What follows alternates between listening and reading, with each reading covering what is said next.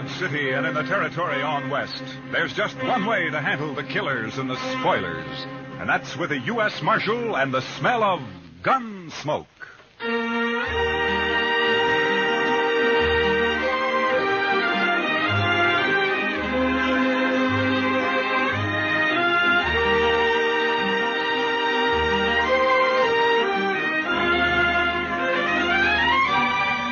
Gunsmoke, starring William Conrad. The transcribed story of the violence that moved west with young America. The story of a man who moved with it. Matt Dillon, United States Marshal.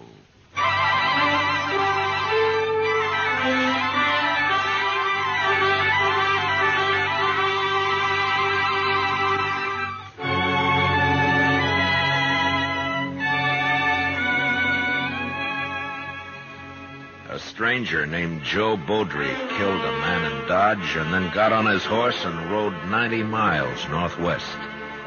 He made it across the Smoky Hill River before his horse played out and fell behind a small knoll. Beaudry put a knife in him and settled on to wait. Half-hour later, he shot my horse out from under me and crippled Chester's with a slug in the shoulder. And then he gave up. He just threw down his guns and walked toward us across the prairie, his hands in the air. You think it's a trick, Mr. Dillon? I don't know, Chester, but if he makes a move, I'll kill him. Yes, sir.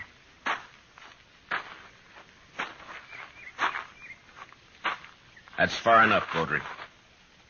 Now turn around.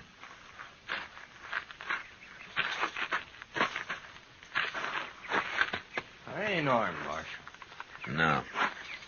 You know, I'm curious, Beaudry. Why didn't you shoot it out?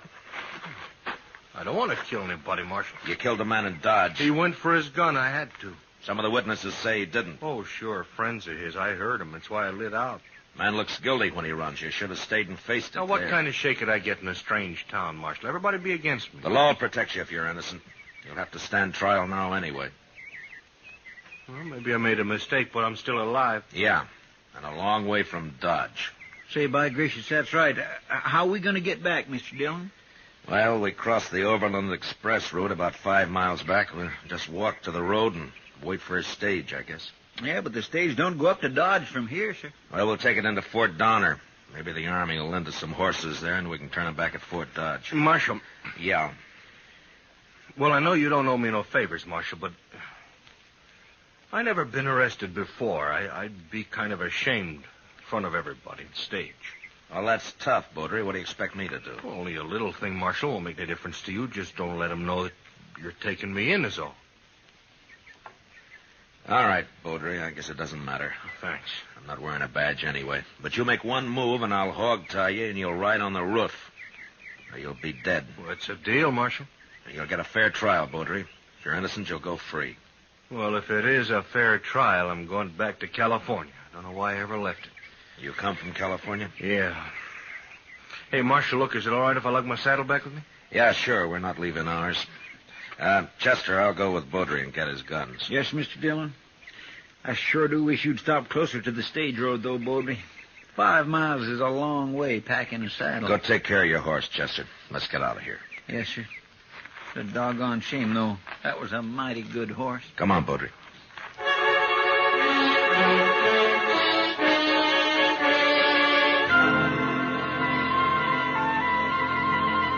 I sure hope the stage hasn't gone by already, Mr. Dillon. Why don't you get off your back and look down the road, Chester? Well, I declare. Looky yonder, it's a-comin'. And it's painted bright red, too, Mr. Dillon. Hey, what if they don't stop for us, Marshal? Road agents don't usually carry their saddles. The driver will notice that if he's awake. Driving a 6-horse hitch ought to keep him awake. Yeah, but not sober.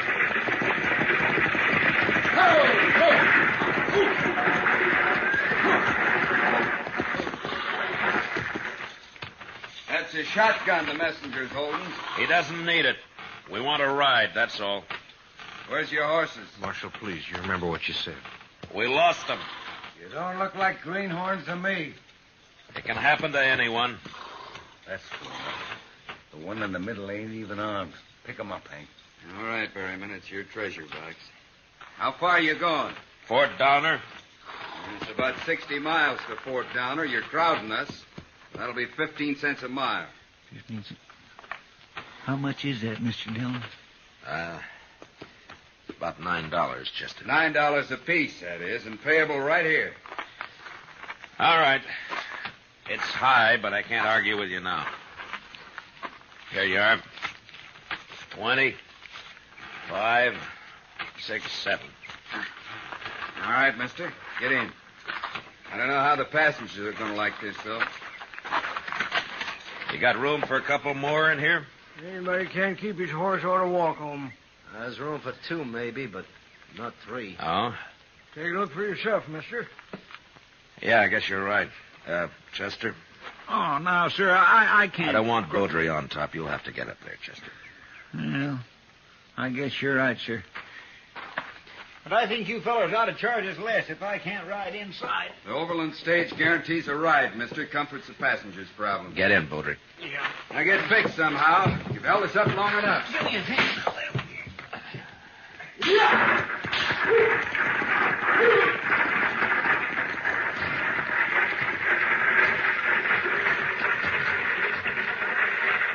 You don't look like a judge, mister.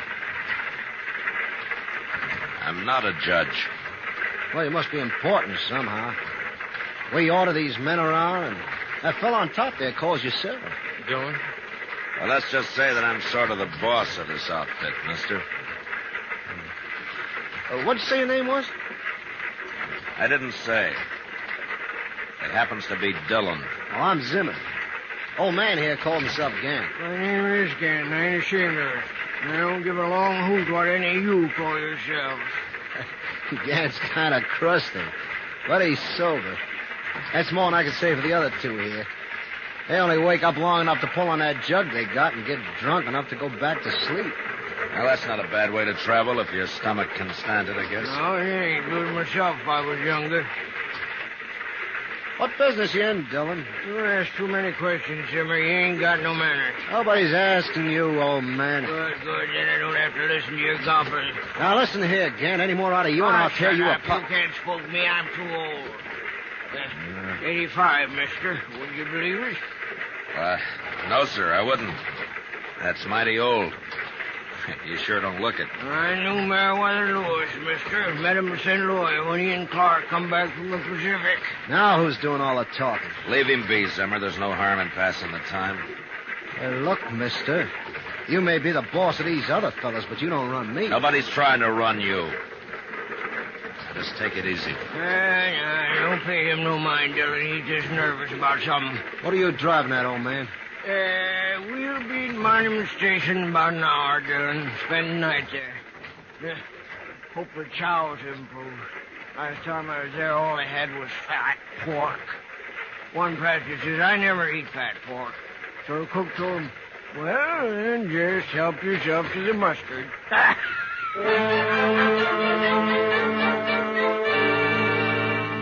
Monument Station was a long, low hut made of sun-dried, mud-colored bricks with a flat roof thatched and then sodded.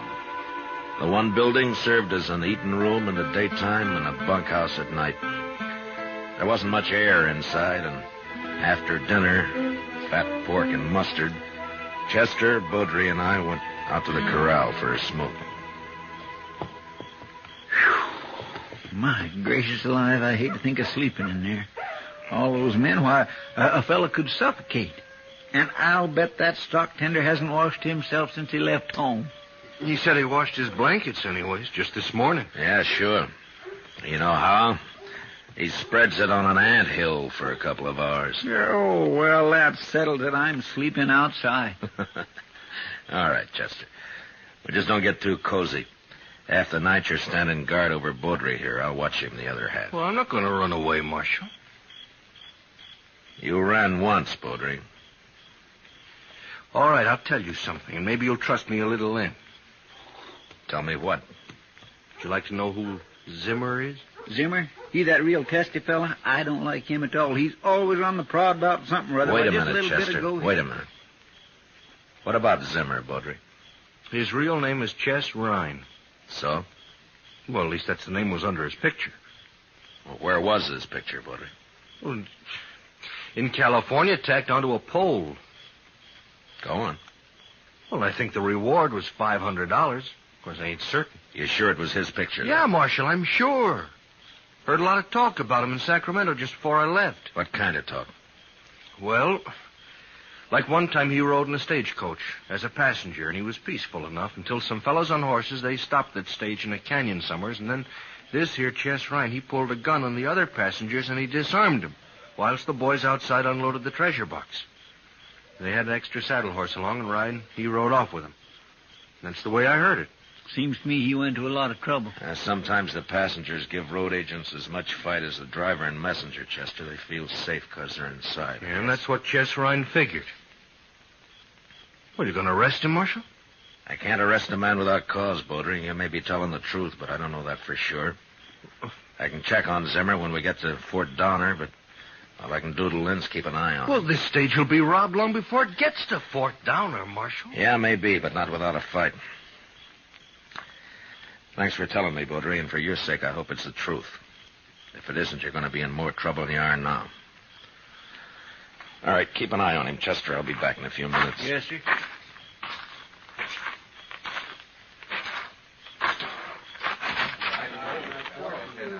Berryman? Yeah?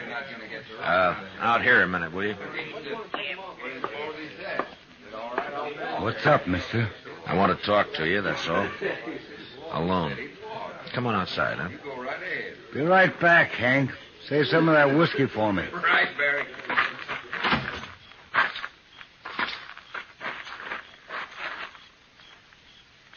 What's on your mind, mister? How long you been an express messenger, Berryman? 2 years? Not that it's any business of yours. Did you run into any trouble in that time? Some? Why? I just want to know if you can handle yourself, that's all. You want to find out? Look, Berryman, you know my name. It's Dillon. I'm Matt Dillon. I'm the U.S. Marshal out of Dodge. Dillon. Yeah, I think I remember seeing you there. Good. Now tell me this. You carrying much in that treasure box of yours? The messenger who brought it as far as Pond Creek said it was $50,000, unsigned currency, mostly. Mm-hmm. Something up, Marshal? Well, maybe. Tell me, what's the best place for a holdup between here and Fort Donner? Well, Willow Bend, I expect. Man on a horse could keep hidden there till we were right on top of him. All right, tell the driver to whip those horses through Willow Bend as fast as they'll go. Chester will be on the roof to help you, and I'll sort of organize the passengers inside. Well, now, if there's going to be a holdup, Marshal, you Well, should... I don't know, but we'll play it safe. And, by the way, Berryman, don't let on inside there about this, huh? Or, who I am. All right? Okay, Marshal. Thank you. Good night, Berryman. Night, Marshal. Oh, Marshal, Yeah?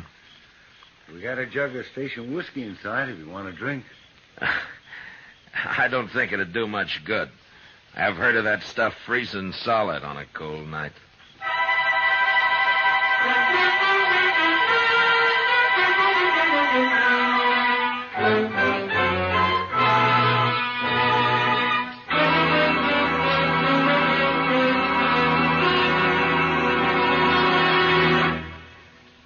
We will return for the second act of Gunsmoke in just a moment.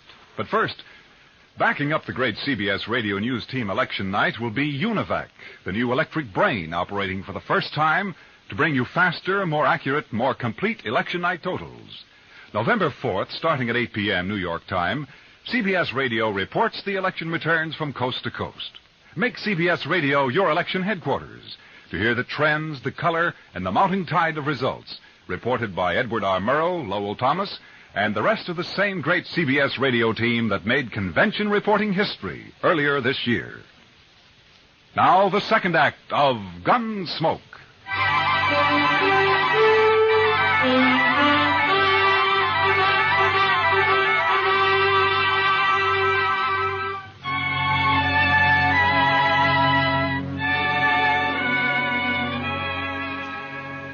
Next morning, just after sunup, the stage left Monument Station. It was 10 miles to Willow Bend and 12 miles to the next change of horses at a small swing station run by a lone stock tender. Zimmer, or Chess Ryan, if that's who he was, seemed nervous. Too nervous for an experienced road agent, but maybe he had figured me for what I was, and that gave him the jumps. Anyway, I sat next to him so I could handle him faster if and when the time came. We drove at an easy pace until we neared the bend. Then the driver popped his whip over the teams, and they began to run hard. But suddenly he was pulling them in and braking at the same time. One move by Zimmer at that point, and I'd have killed or crippled him. What are we stopping here for? Hey, driver, what's up? Wheel's been dragging. Couldn't you feel it pull? All right, everybody out. Well, what's the idea, driver? What's wrong? The wheel's stuck. Can't pull it off with you in there. Come on, hurry it up. Baudry, get over there by Chester. Oh, don't you worry about me. You keep an eye on Reed. Go on now. Come on. What do you think, Dillon? Well, they'd have jumped us by now, Berryman, while everybody was still inside. But keep your head up anyway. You watch the other side of the coach. I'll stay here. Okay. What do you mean it wasn't greased? Why not? It's sizzling hot. We have to cool before we can take it off. That drunken fool at Monument didn't grease this one, that's all. Take a bullwhip to him when I get back there. Well, you can grease it now, can't you? I could, mister, if I had any grease. Well, you mean you haven't got any? Not unless I render you down and make some. Now get out of my way. Well, any more of that and I'll... All right, forget it. What are we going to do? How about grass, driver? Hey, that's an idea. Wrap it around the spindle and go till it wears out. It won't last long, but we can keep putting it on till we get to the next station. We'll be all day stopping every half mile. Why don't you greenhorns ask a real man how to fix it? All right, Pop. How are we going to fix it? Cheese? Cheese. Yes, cheese. One fine, too. Yeah, it might at that. I suppose you brought some cheese along just in case, Pop, huh? I brought it along to eat. You get it? But I'll let you have it. It's in my carpet bag.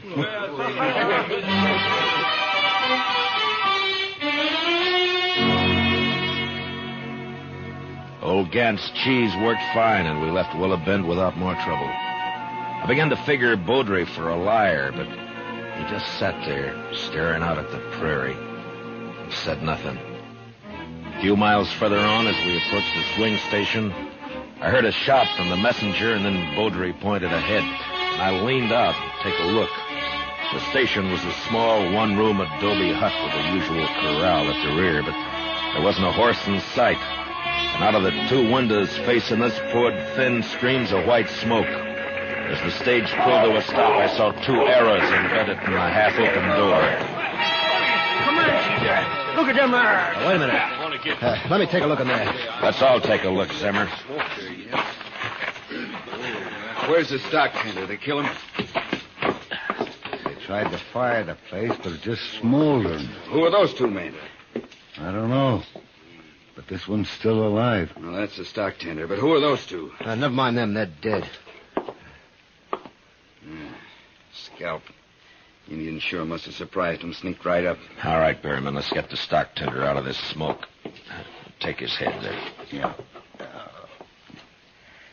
They scalped him, too. And he ain't even dead. Never mind that. Just pick him up easy.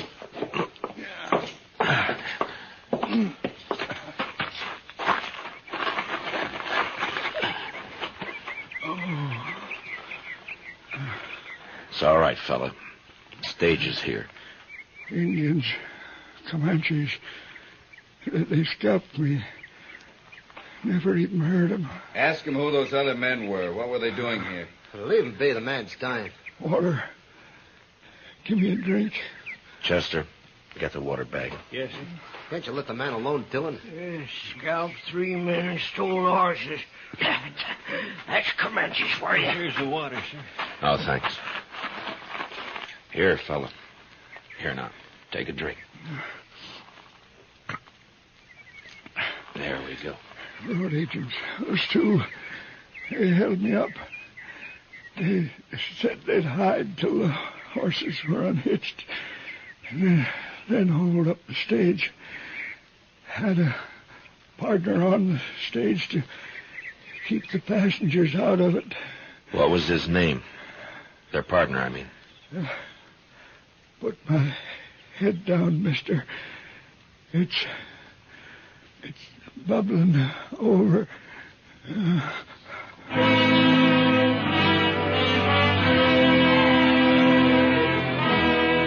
stock tender's eyes clouded up and went blank as I lay his head back.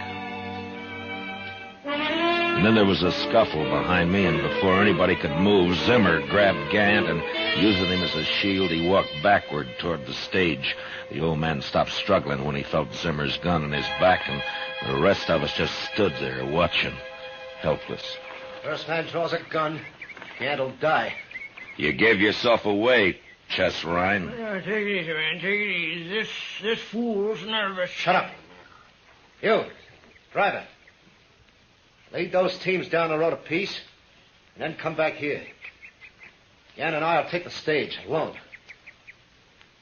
Come on! You better do what he says, driver. He's scared enough to shoot. Yes, I better. Come on. Come on. What are you stopping for? Take him 50 yards down there. Can't do it. That wheel's froze up again. He ain't going anywhere at that stage. Might as well give up right now, you young fool. I never did like you, Gant. Ryan, listen to me. You've made your play and you've lost. If you give up now, the charges will be attempted robbery. If you don't, they'll probably turn into murder. Who are you anyway, mister? I'm a U.S. Marshal. Well, you're not arresting nobody. Not unless you want Gant dead. You make a move and his blood will be on your hands, Marshal. You can't hold him there forever, Ryan. The stage going west passes through sometime today. What'll you do then? He's right. That stage passes this station about noon. I drive it myself half the time. I'll think of something. First, I want all you men to unload your weapons. Line up and throw them in a pile there. One at a time. Would you even start to try anything, and I'll blow a hole in the old man. You think you would, Mr. Dillon? He's so nervous now, it's a wonder he doesn't do it by accident, Chester. I get going. Don't stand there. One at a time now. And use 2 fingers to do it. All right, man, you better do as he says. Now? Go ahead. Easy. All right. Next man. Beaudry. Yeah? You're the only man who might There's stop mine. this. How? Pretend to join him. You trust me that much? I have to. Okay, All right, easy now. 2 fingers. All right. Next man. Ryan. Hold it right there, Poultry. Well, I'm not armed, Ryan. Look. But you know why? Too yellow, maybe. Oh, the marshal's got my gun. I'm under arrest. He's taking you in, is that it? He was, till I woke up just now. I killed a man in Dodge, Ryan. They want to hang me for it. Now, Beaudry, we told you you'd get a fair trial, Chester, and what's more... shut up. Yes, sir. Well, look, you haven't got much chance alone, Ryan. But you and me, we can disarm these men, throw away their guns, and ride off on those horses without the coach. You do that, Beaudry, and I'll quit my job and run you down if I have to chase you all the way to Oregon. I couldn't show up in Dodge after this anyway. Well, I'll be watching for you, Marshal. It beats hanging. Well, how about it, Ryan? Make a fool out of Dillon, huh? I like that. All right, pick up a gun, Beaudry, and get over here. I'm warning you, Beaudry. Sorry. I figure I'll live longer this way, Marshal. There. You hold the old man, Beaudry. I want a free hand. Yeah. I'll kill Gant quicker than Ryan would. If any of you men try anything. You heard him. Now, let's get this over with. Fast. Ryan, I want to tell you something. That's far enough, Marshal. All that... That gun in your hand, Ryan, you better keep it on me. You even glance at Beaudry, and I'll draw and kill you. What are you talking about? You shoot me, and Beaudry will kill you from behind. What? That's right, Ryan. Gant, you walk back over towards the hut so he can see I'll let you go.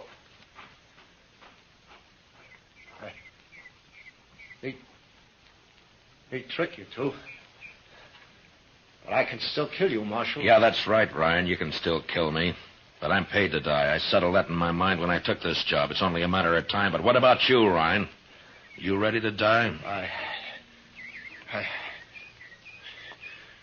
You can't do this. I'm doing it, Ryan. I'm doing it now. I'm going to walk right up to you, and you're going to give me that gun. Stop, Marshal. Don't. Your spine if you shoot, Ryan. Let me have the gun, Ryan. Easy, No. Ryan. Now! Did he hit you, Mr. Dillon? No, he waited a second too long. Worked, Marshal. Boy, you worked. Yeah, you did fine, Baudry. I'm going to remember it. Yeah. Now, give me back that gun. You still going to take me in? Of course. No, that don't seem fair, Dillon. I'm only a marshal, Baudry, not a judge. Oh. I'm not sure I wouldn't rather die right here. Wait, Baudry. Now, I'll testify at your trial, and I promise you it'll be a fair one, but that's all. Now, give me the gun. You don't make it easy, Marshal. My job's to bring you in. Any way I can get you there. Dead or alive. That's right.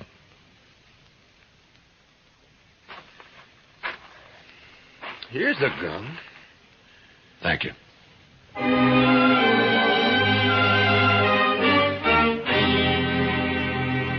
The next day, I turned Chess Ryan over to the Army at Fort Donner. The colonel wanted credit for sending him back to California, and I wanted to be rid of him. Took us 3 days to ride back to Dodge. On the way, we got to be real good friends with Joe Baudry. I wouldn't let him have his gun back.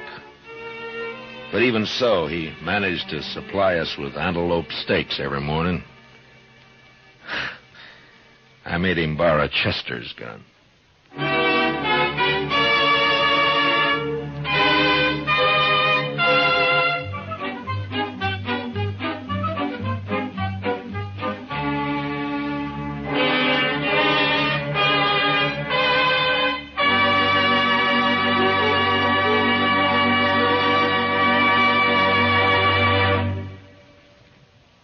Gunsmoke, transcribed under the direction of Norman MacDonald, stars William Conrad as Matt Dillon, U.S. Marshal. Tonight's story was specially written for Gunsmoke by John Meston, with music composed and conducted by Rex Corey. Featured in the cast were Lawrence Dobkin and Lou Krugman, with Vic Perrin, Junius Matthews, Jim Nusser, and Ralph Moody. Parley Bayer is Chester. Gunsmoke is heard by our troops overseas through the facilities of the Armed Forces Radio Service. Join us again next week as Matt Dillon, U.S. Marshal, fights to bring law and order out of the wild violence of the West in Gunsmoke.